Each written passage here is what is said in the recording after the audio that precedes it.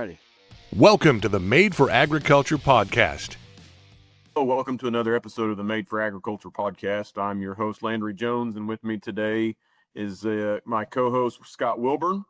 We are bringing you the agronomy insights, agronomy updates from around our trade territory. We've got our staff agronomist professionals here with us today, and we're going to kind of bump around the horn and let them talk about what they're seeing in their area. We've got a pretty diverse geography, as you're aware, here in Missouri, so what they're doing down in the Delta is a lot different than what they're doing up in the northwest part of the state. And so it gives us a lot of updates and insights of what's going on around our trade territory to kind of maybe even give some people that in a different part of the geography experiencing a little bit different climate and a little bit different aspect, maybe some updates on insects and disease that other folks can be kind of aware of and on the lookout for. So with that being said, we'll kind of get started here. Craig, you're kind of up first here on my screen, so I'll turn it over to you. Kind of let us know what you're seeing there, or if from a crop update, give us some insights. Okay, sounds good. So thanks, Landry. Yeah, we've had some pretty severe weather up here over the past, since the last time we recorded this a couple weeks ago. So it's the 12th of June, 7 o'clock in the morning on the 12th of June, just for context for everybody. Yeah, sorry, Craig. No, appreciate it, Scott. In the past week here, we've probably had, I think all of northern Missouri has probably had at least 5 inches of rain over the past 7 days. Some of that's come with some pretty good wind and some hail, and just, there's flooding and everything, and a lot of the bottom fields and stuff up this way as well.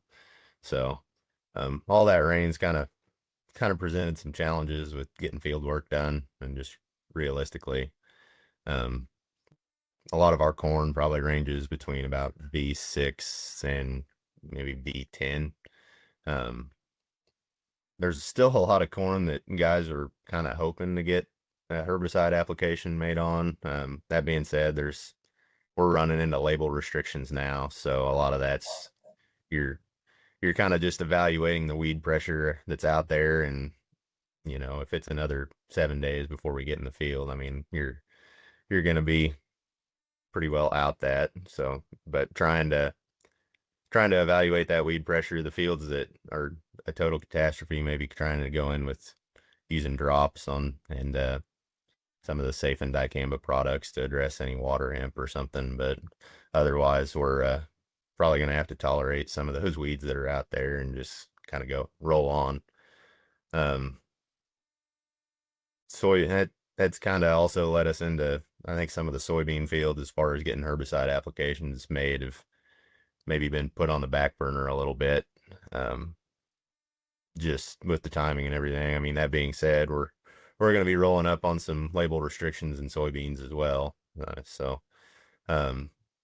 But I think once it dries out, that needs to start to become a focus anyway. Some of the bigger water hemp, if we're going to go out there and try and control that with, glufosinate or something, guys just need to be aware that, you make that application on some of these bigger weeds, you're probably not going to kill those. Contact herbicide, you're going to maybe burn them back, and need to probably be looking at coming in another 7 to 10 days later if you're going to actually control those weeds and do another shot of Liberty to actually kill them out. But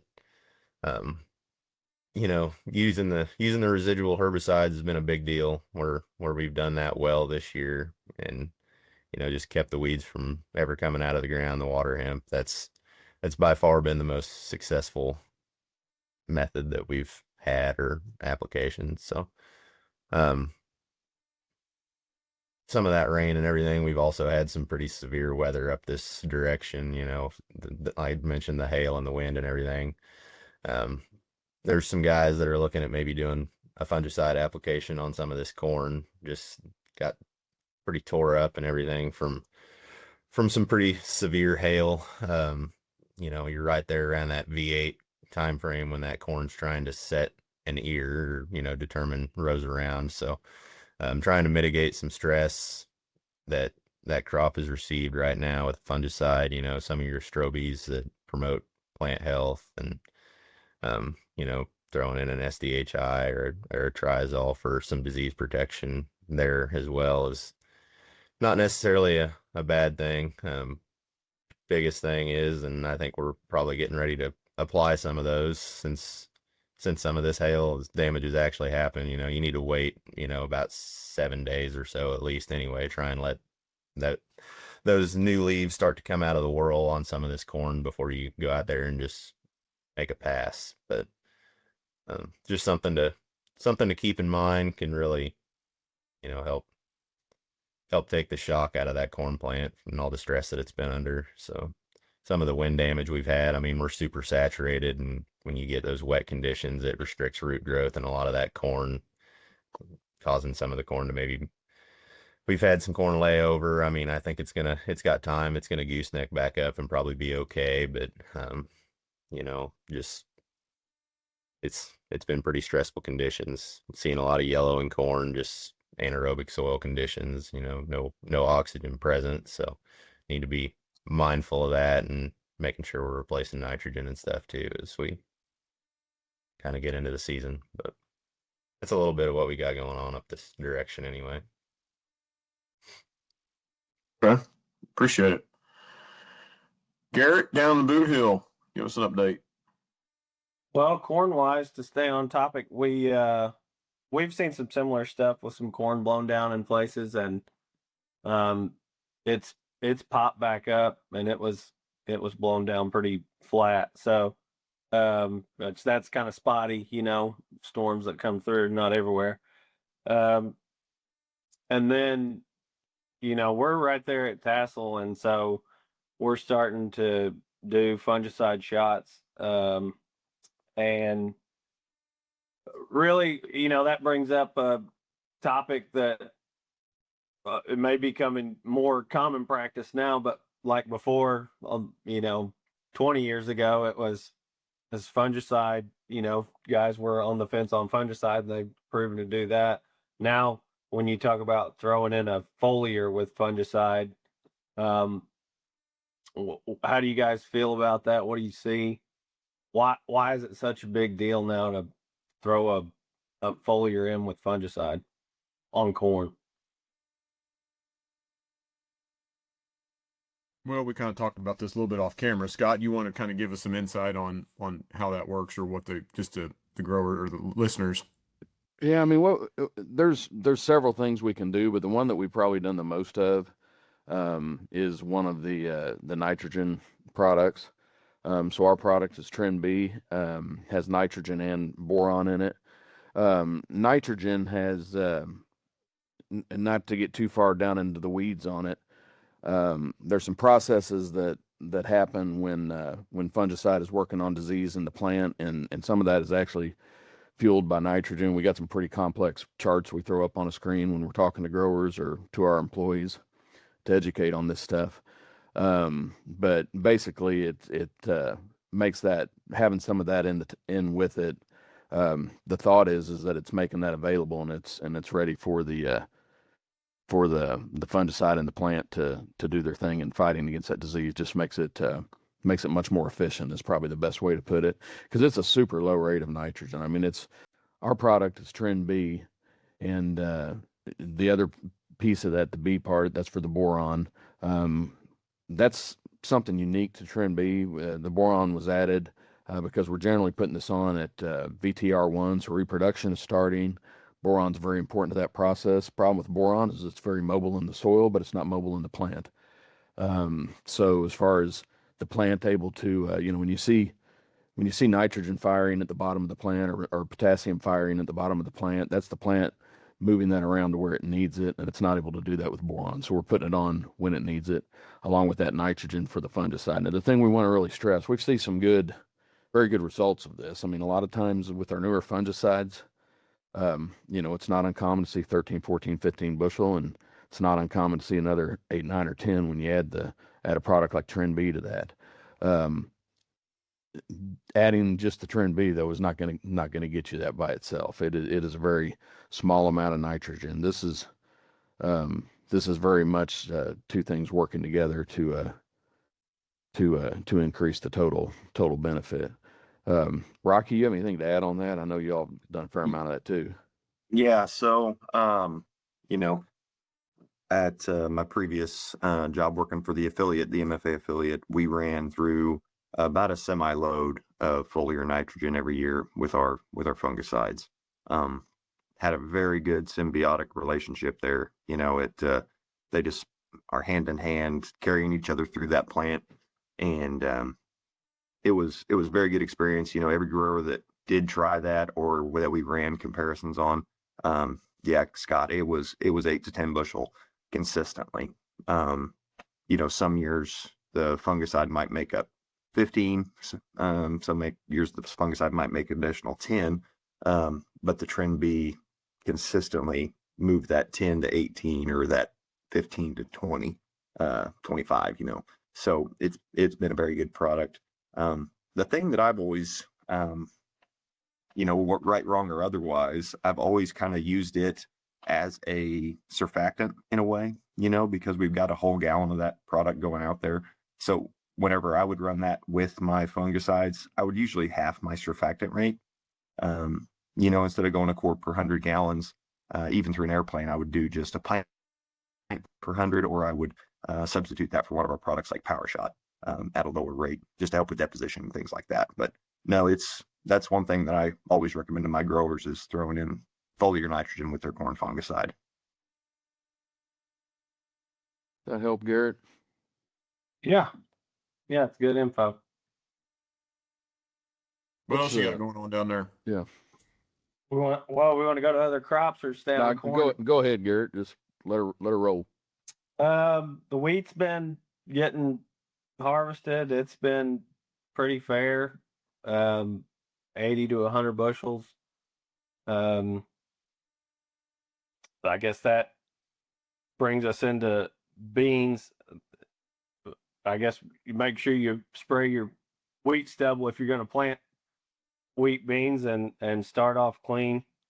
But our early beans, you know, we talked last time about fungicide on them, and so now we're on the other side of that window where it's time to put it on, where we've been hanging out in that kind of R2 and R3 stage, and so now we're starting to fungicide our beans.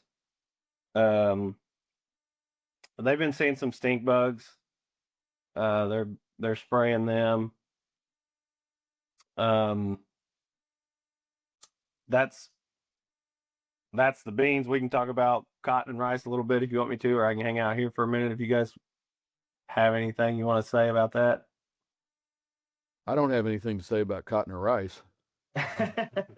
Okay.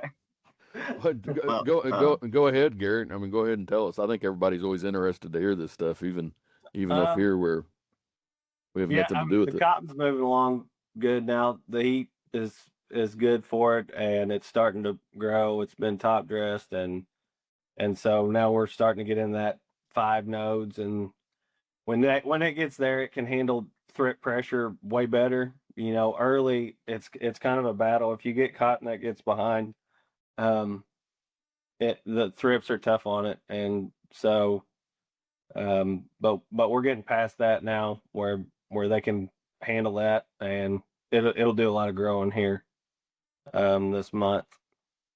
You know, hopefully to have blooms by the 4th. Well, it's going to grow a lot. So the rice is kind of at a standstill. It's all flooded, and here in a couple weeks we'll fly that last 46 units of N on and see where it goes from there. But that's kind of the quick and dirty of what it's like down here. Our blooms by the 4th, is that something that you kind of watch for? I mean, we always talk about corn, you know, back in the day it was knee high by the 4th of July. Is that kind of a rule of thumb for cotton? Yeah, here, you know, where I'm at, we've always got them, but there's sometimes where you're looking like, boy, every year it's kind of, I don't know how we're going to do it. And then we do it. So yeah, it's kind of a little marker. I was just curious. It's been a few of these episodes since I've been on.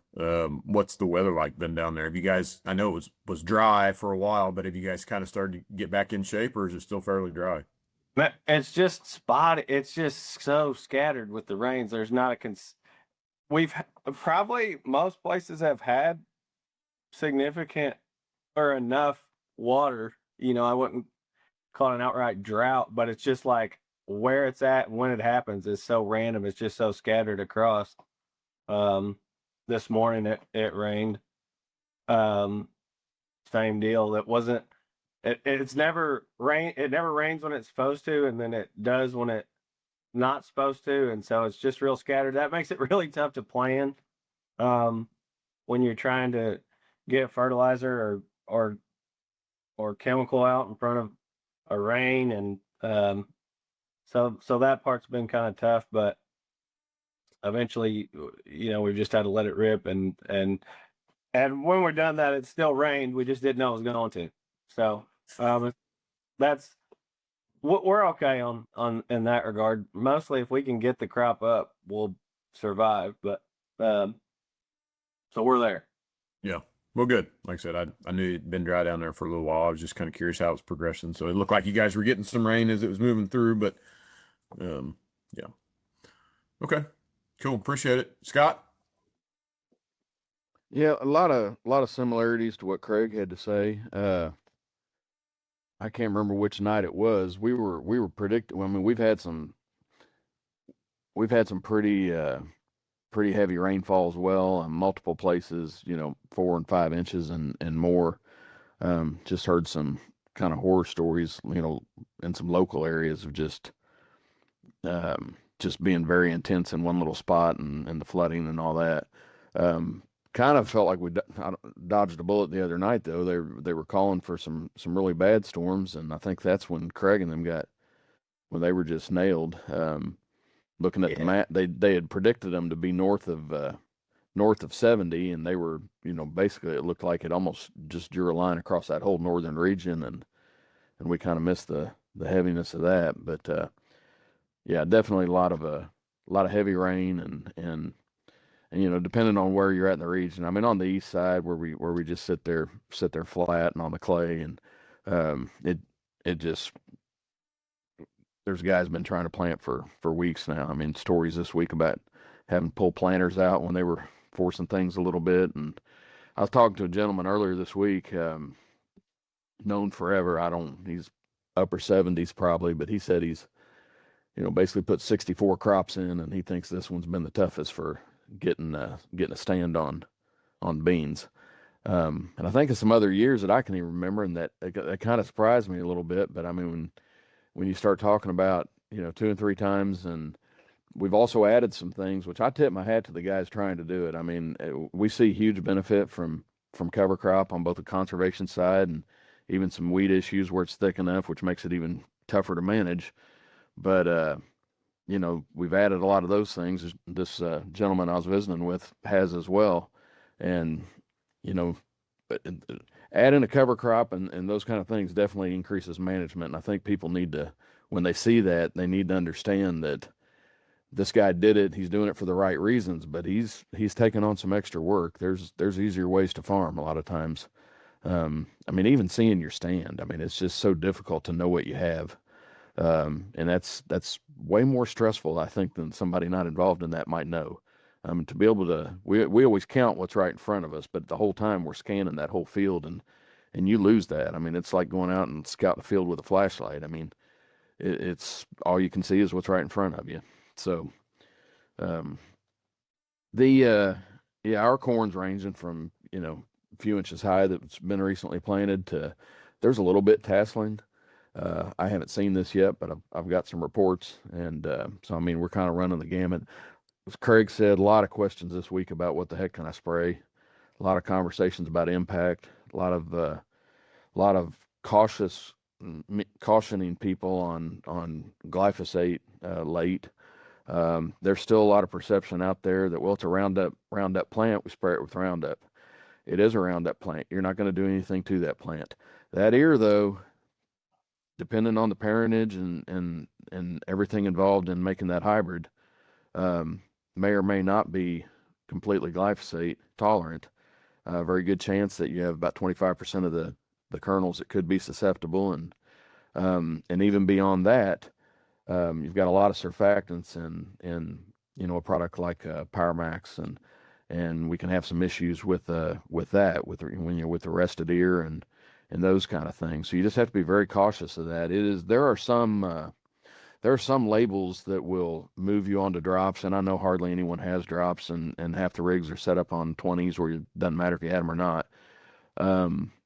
But the Powermax label is it explicitly talks about using drop nozzles beyond that V8 point to avoid sending chemical into the whirl and injuring the crop. So it's not just a coverage issue. Obviously, it's going to help with that as well, but guys just need to be very, very cautious of that. Our guys and growers and just everybody that's going in. A wet year, you get a lot of wet year is tough on large seeded broadleaves. We get a lot of burrs and things like that in a wet year, and burrs are something, we can still go out and clean up with a shot of Roundup. And so it's pretty tempting to go in there and do it, but we don't want to take the risk on a corn crop that's really taking off and growing at that point. The impact Roundup, jumping to beans, I had a lot of conversations, still talk about killing water hemp. All I'm going to add on this, Liberty, we know we've got to have AMS with that. And I've talked to several people this week who were talking about, they sprayed Liberty, they sprayed it again. May or may not be having a lot of luck, but I really get in and start quizzing them. Okay, how much water are we running, all those kind of things. AMS is very important to this process. And I mean, when we talk about 3 or 4 pounds of AMS, we mean 3 or 4 pounds of AMS. You take a product like, we've got some products that range anywhere from 20 to 34% AMS liquid products. Just for kind of rough math, I mean, a 34% product, because you get to a point, there's only so much AMS you can put in water, and I think that max is around 34. One of our managers, very, very solid on crop protection products, been around for a long time.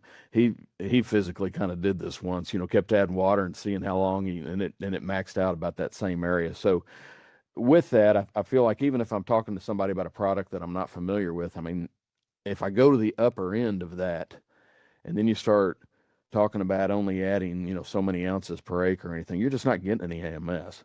So with AMS, just real quick, and this applies to glyphosate and other products too, we are conditioning the water.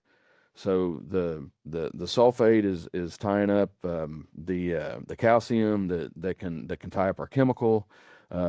The nitrogen piece helps with plant uptake. It's nitrogen. Plants pull the nitrogen in and chemical at the same time. This goes a step further though with Liberty, because I don't fully understand how this works. Jared Roskamp, our tech rep with BASF, does an excellent job of explaining this, and he's got some things out there that if somebody wants to go watch them. And he also has a very, very good background on water with crop protection and everything too. So I really listened to him on this. But part of how glufosinate kills a plant is a buildup of ammonia inside of that plant. So you're actually already feeding that process as well as conditioning the water. So it is not just conditioning. It is very important to get that extra in. And that's why when we talk about throwing glyphosate out there, or miso or whatever it is, a lot of times we're talking about 2 pounds of AMS, but when we get into the Liberty world, it's 3 or 4. And I've even heard of people playing with more where they're having trouble, but definitely 3 or 4 pounds. And I know we don't like to handle the dry stuff and a lot of bags, and they slide all over the place, and I get it. But if you're struggling, pick up some bags of dry AMS and see, at least check that and see if that helps you out there. You guys got any, Rocky? You've seen a lot of stuff mixing and running a plant. I mean, anything to add on that? Yeah. So we would pre-slurry our AMS with water. We were blessed with a 10-ton fertilizer mixer, so we kind of cheated a little bit. But yeah, Scott, you were really close on that poundage. We could get about 3.8 pounds per gallon using AMS, but the reason that we switched from dry to liquid was to preserve our pumps on our sprayers. Yes. Because when like you said, you have to run 3 pounds of AMS minimum with Liberty.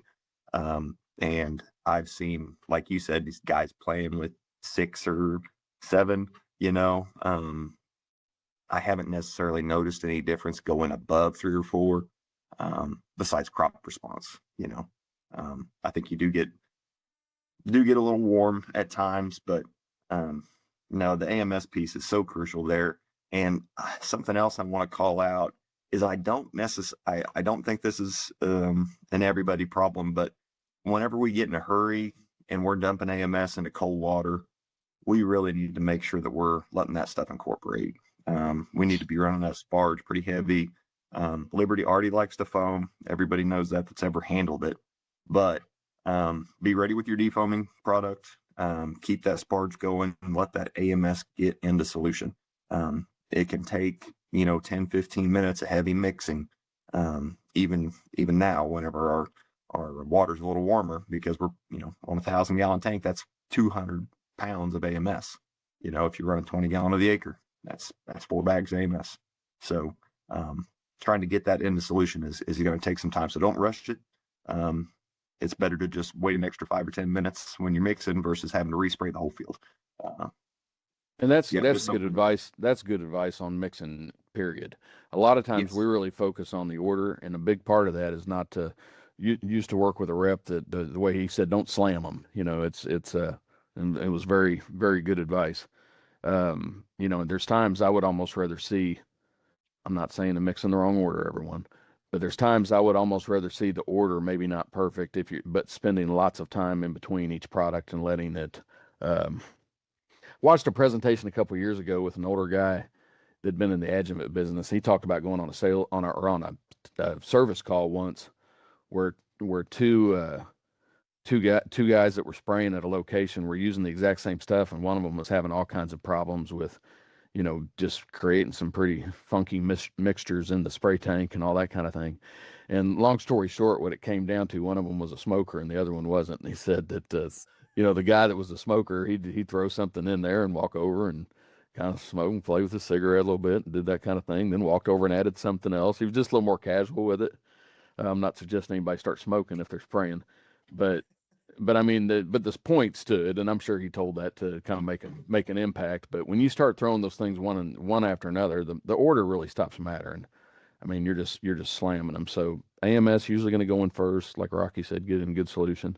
And your number, when you say 3.8, just round it up to 4. If you've got 4 pounds in a gallon of that, and you're using a quart, which would be a lot for some, even as I talk to folks, I mean, you're still only getting a pound, and we need 3. So. Yes. Yeah. The other question getting quite a bit, I'm jumping around, but switching back to corn, guys are asking about top dress and making those decisions. Obviously corn price isn't where we want it, and the nitrogen price isn't where we want it either. But I would just, this is a year we spoke to a group the other day. I mean, every year there's something we've got to manage, but this year it seems like we're having to manage every little piece, and it's not going to be a year where you say, okay, all my corn's here and just go hit it. If that's your plan, you've only put a setup rate at the beginning, maybe that will be, but as far as trying to manage the costs, I think a lot of folks are trying to figure out where to start, and I would break it down. I'd start on my best stands, on my best ground, nitrogen that's been sitting out there for a while, saturated soils, particularly you get in northeast Missouri, we have a lot of, like we said, on the clay, the old prairie, and a lot of saturated soils. I'm not talking about wet soils, saturated soils. So, if it's just been wet enough to keep you out, but not necessarily saturated, you may still be in decent shape. If you have stuff though that is sat wet to where there was no air in the soil for any amount of time, and your gas was put on, really early, we had a lot of warm days.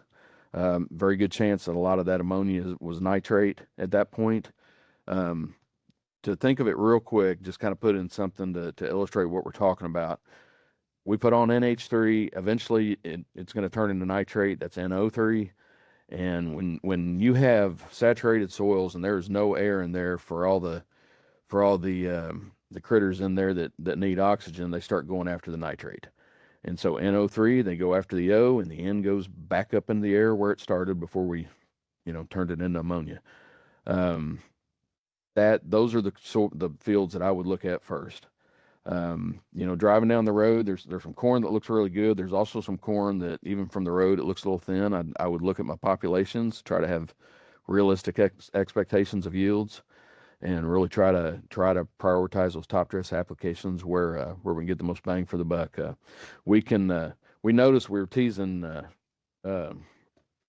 Rocky earlier about changing his sponsorship to the NutriTrack. It is a good plug though. NutriTrack in. Yeah. I mean the modeling system we have too. We can put your fields in there, plug in planting dates. When you put the nitrogen on and all that, and help narrow down too. Just so we can be as efficient as possible with our nitrogen. Scott, on that, Yes, sir. how late I've been getting, we're tassel down here on a lot of corn. Our later planted corn's anywhere from V8 to V10. And I've had a lot of questions. Guys are going to be flying on nitrogen still because we've had the same kind of wet weather that you all have had. How late have you seen that nitrogen pass push back with success in terms of, VT?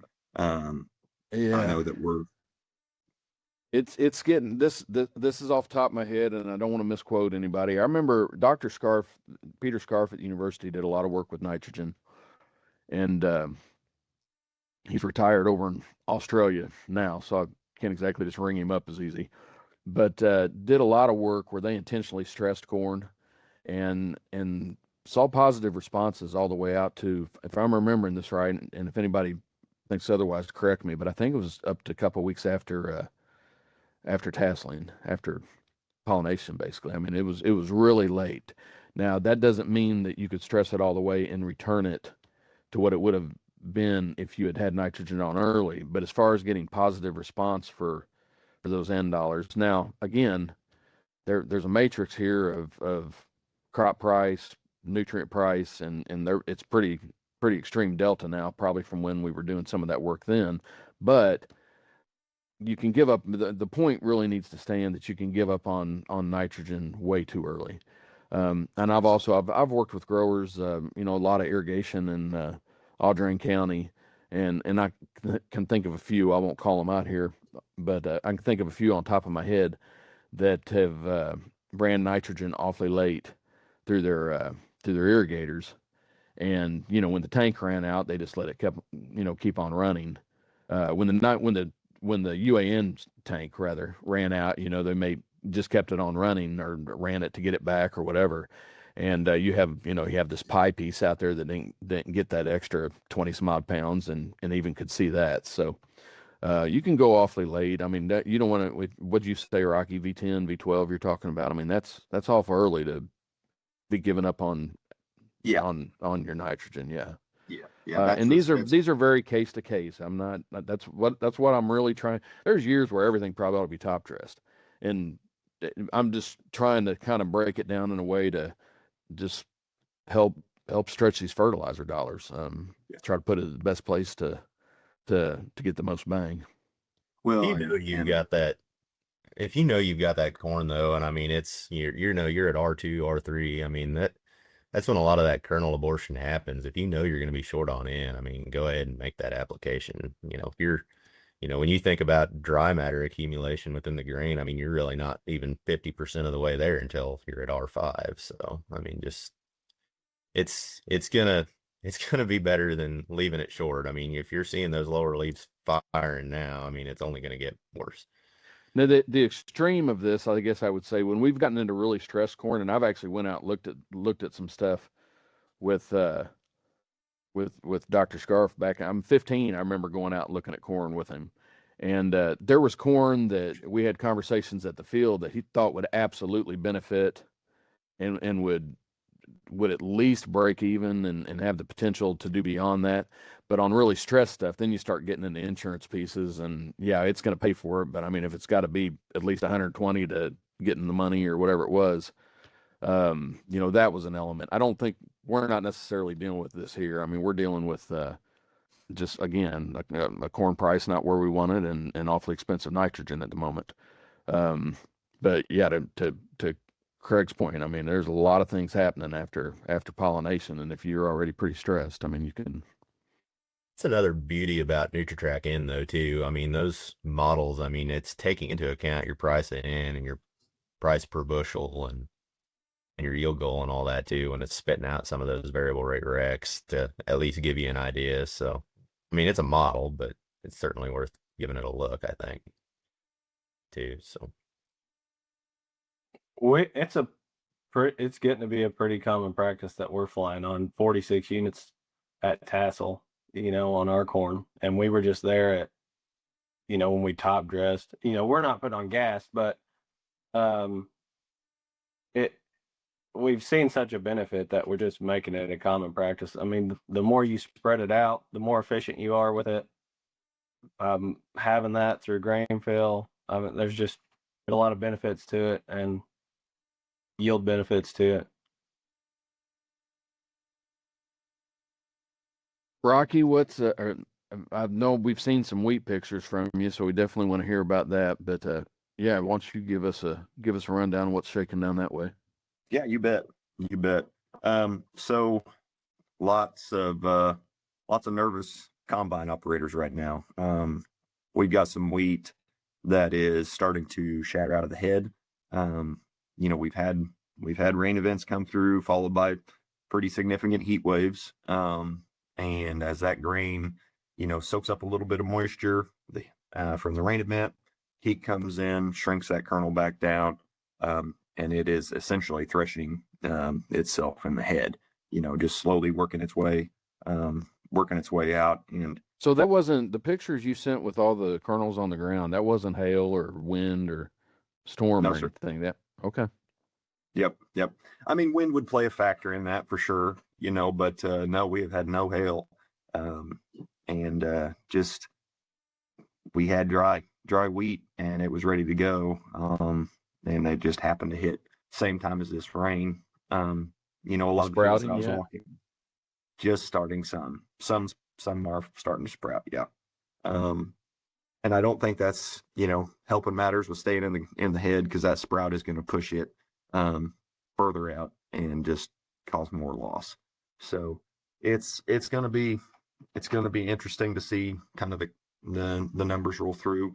I think overall, even with that loss, guys have been fairly happy with what they've seen yield wise. It's not a bin buster by any means, but it's going to be enough to make cash flow help. But quality has been pretty okay. Even with the weather, our fungicides are just really, really good anymore. And the wheat genes that a lot of these have, the FHB1 genetics in them, definitely are contributing to our higher grain quality. But getting a lot of questions about burn down behind this wheat. For the most part, I always recommend a contact herbicide like Gramoxone with about 6 to 8 ounces of Syncor. It seems like that's been kind of the ticket for a quick burn down while we're here in the middle of the summer, because we want to be getting those beans in the ground as soon as possible behind that wheat.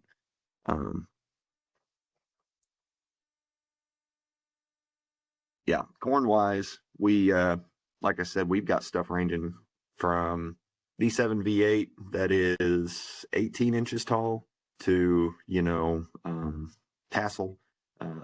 So it's a huge range, but the water is definitely starting to impact our crop health. The ponding is starting to show up, nitrogen deficiencies, sulfur deficiencies.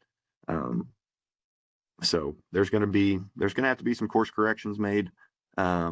Like you guys had mentioned, the adapt-in piece is definitely helping shed a lot of light for guys.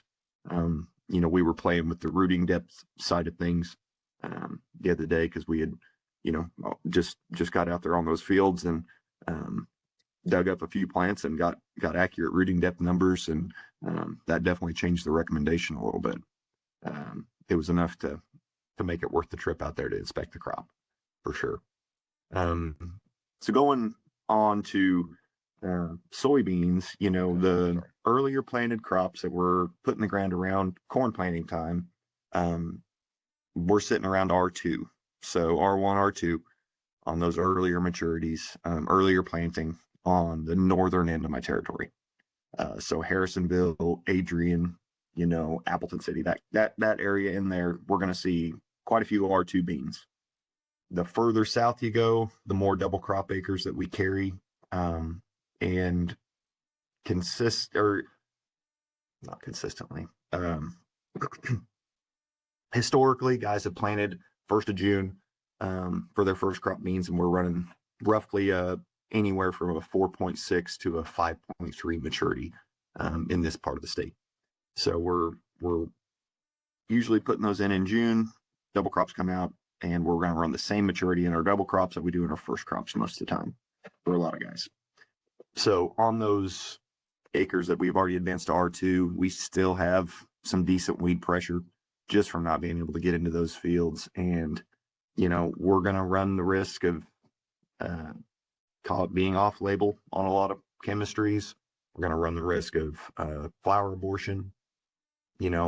On the flower abortion side, I feel like we've got a lot of time to make those back up in this part of the world. But on the label side, there is nothing you can do about that. You've got to obey that label, and you may just have to live with a few escapes this year that you're not used to. But in the end, I definitely think we're better off to live with a few escapes versus injuring a crop and knocking off bushels. Okay. Perfect. Well, anybody else have anything to add? Well, I was kind of wondering who was sponsoring you, Landry. Rocky's brought by NutriTrack. I guess Gibson Guitars sponsoring me. Okay. Yeah. It's like Craig was the Northwest Missouri State, and Garrett's obviously brought to you by Bass Pro. I think that's Sponsored by Johnny Morris. All right. All right. Anything else, guys? You ever hear any more from Blaine about your northern corn leaf blight down there? Is that what you got, or seen any of it? I know we were seeing a little bit of gray leaf already, and in fact that's kind of what I thought that one looked like. But I was looking at a picture, and he didn't think that it looked like gray leaf, and he would know. So, yeah, have you all seen any up there yet? I know John had started finding some. I mean, we'll see. It's supposed to cool off, and we're plenty wet. Crop's canopy now, so I mean, we've got some pretty good recipe for disease. Might start seeing some more of it, but Yeah, we haven't. I spoke to a group a couple days ago, and I'd asked my folks to let me know of anything they were finding. And like I said, there had been a few of the reports of gray leaf. Rocky, I know you were talking about some down there that was actually pretty rough. You see anything else down there yet, Rocky? So we've got common rust starting.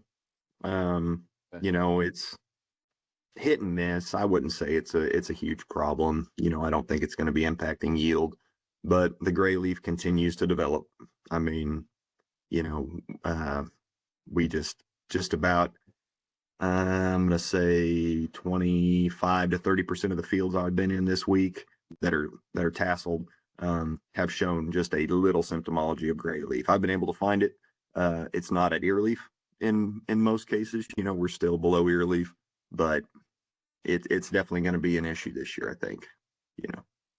Well, we're heading into a little period of a little cooler weather, and we've obviously got plenty of moisture, and I'm not going to be surprised if we don't hear some tar spot here in the next 10 days. Craig, what do you think? it's very possible. Yeah, go ahead, Garrett. I've got some. I haven't looked at it, but a grower called about some beans that are dying, just in the spot in the field. It looked like it was kind of in strips. There was no real pattern to it. Not a giant spot. I mean, probably less than an acre, but they're just dying. He was like, he's the one that I had the salt issue on one of his farms, but it's not this farm, and we've never had this problem before. It's beans after beans. I mean, this field made 90 something bushels last year. I don't know. I don't know what it is. I had, he was worried about the salt deal.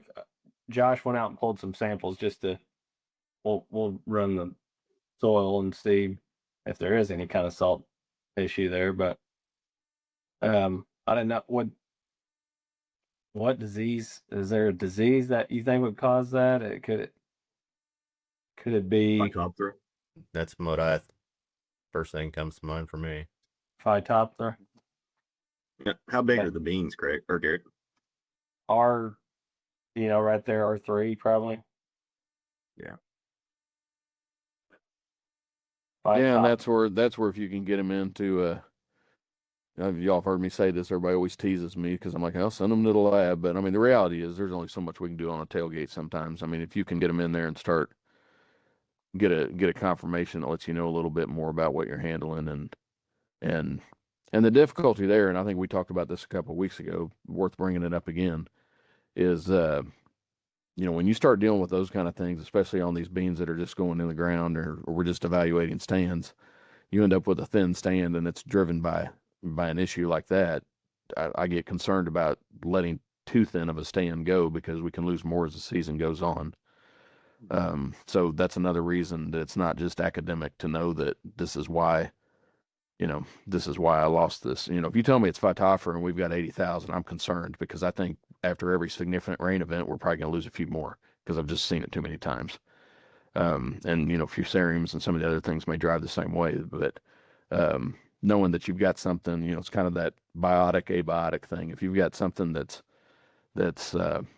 working on it like that, we just don't know where it's going to stop. So, guys, I think we better shut her down. Anybody got anything else to add? All right. We appreciate everybody listening, and we'll catch you again in a couple of weeks. Thank you. Thank you for listening to Made for Agriculture, brought to you by MFA, your whole farm solution.